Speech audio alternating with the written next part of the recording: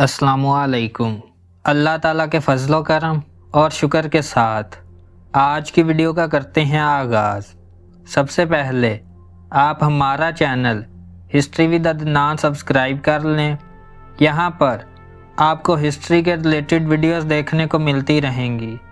आज हम बात करेंगे हनीफ मोहम्मद का आलमी रिकॉर्ड 63 साल बाद भी बरकरार है। आइए वीडियो का करते हैं आगाज़।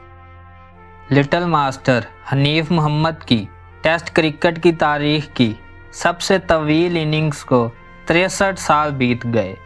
आज भी उनकी इनिंग्स रिकॉर्ड बुक का हिस्सा है।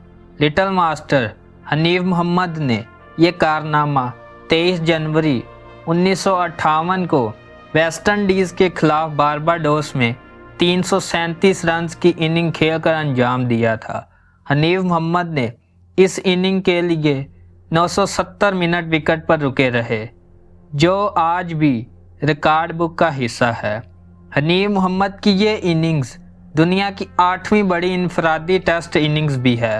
वेस्ट इंडीज़ के खिलाफ बारबाडोस टेस्ट में हनीफ मोहम्मद की ये इनिंग्स इसलिए भी यादगार है कि उन्होंने 473 रन के खसारे में फॉलो ऑन का शिकार होने के बावजूद अपनी रिकॉर्ड साज परफॉर्मेंस से पाकिस्तान को यकीनी शिकस्त से बचा लिया।